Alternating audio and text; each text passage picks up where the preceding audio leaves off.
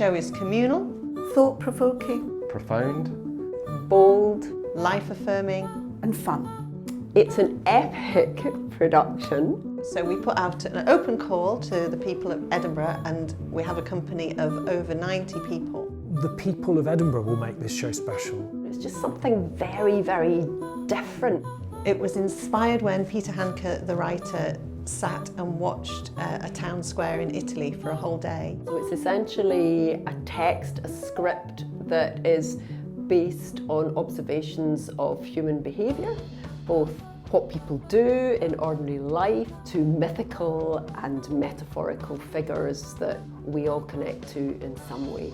The simple, beautiful fact of us passing each other in life in a public square is an incredibly precious thing. Right now, at a time when the world feels very fragile, there's something really warming about both a play and the idea of a play that's about people rubbing along together. I find that really moving. There's a fractured narrative which has 1,000 stories. So part of it is the pure joy of people watching. I've got several roles. I'm an angler, a museum porter, A lady going to a gala, shopkeeper, and a celebrity walking in the carpet. tourist, a mountain biker, a drag queen, a nun, a wrestler, Thief. a shepherd, flirtatious gentleman, a Bedouin tent carrier. and by the end of it all, I'm an emotional wreck. and also I take my clothes off at one point. Staging a play without words has really particular challenges. Movement's really crucial because that's what Handke has written. It's essentially a movement piece, it's not a dance piece. Handke in the script has described specific details, and it's all about the rhythm of how the people cross the stage and how the focus is pulled by a bright colour or a fast movement. So it's really a language of rhythm and movement. As far as I know, this is the first time it's been done in this way with community performers. I think being in a show is one of the most fun and transforming things that can happen to you. So I wanted to give as much opportunity for that as possible. For a lot of us, we're Lyceum supporters. We've been in the audience for lots of different Lyceum productions, and now to actually get together, take the stage ourselves and be on a stage that we've loved watching many productions on is fantastic. Gives you sort of ownership of the theatre.